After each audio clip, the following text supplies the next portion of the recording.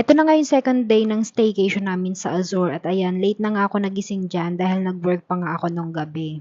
Kaya pagising ko, gising na rin yung mag-ama ko at ayun, nakaluto na rin sila ng breakfast. Mga 10 AM na nga yan at ayun, pagtingin ko nga sa labas ay medyo makulimlim. Wala nga din akong work dyan at nag-change nga ako ng day off kaya ayun, nakakapag-relax tayo for today's video, charis. Pagkagising ko pa nga lang dyan ay niyayaya na nga ako ni James na mag-swimming. Pero sabi ko nga may oras nga lang yung swimming doon kaya ayan mamaya na lang kami magsiswimming ulit. Nakaka-relax nga din dito sa room na nabook namin at ayan napakaaliwalas. Kaya sobrang enjoy na enjoy si James dito. At bago nga ako mag-breakfast dyan ay niyaya ko muna sila sa labas para bumili ng coffee sa 7-Eleven. Medyo umaambon-ambon na nga nung mga time na to at wala nga kaming dalang payong. Buti na nga lang medyo malapit lang yung 7-Eleven. Coffee nga lang yung bibilhin namin dyan at medyo marami nga kaming baong pagkain. Namili na nga kami sa SM ng babauning pagkain like yung mga chicheria kasi sabi ko baka mamaya wala kaming mabilhan dito. Pero good thing naman may grocery dito at meron ding 7-Eleven. Pero syempre mas maganda na rin yung ready. At ayun na nga pagkatapos namin mag-breakfast nagsimula na ngang umulan. So hindi nga kami nakalabas dyan. Kaya nagpa-deliver na lang ulit kami ng pagkain. Nag-order nga lang kami ng crispy pata at saka yung sinigang na paborito ni James kay Lola Idangs. Dahil nga halos maghapon na ding umulan, wala talaga kami nagawa dyan. Hindi kami nakapasyal sa labas. Hindi na nga din kami nakapag-swimming. Kagandahan lang dito, pwede ka manood ng Netflix at meron ding mga games.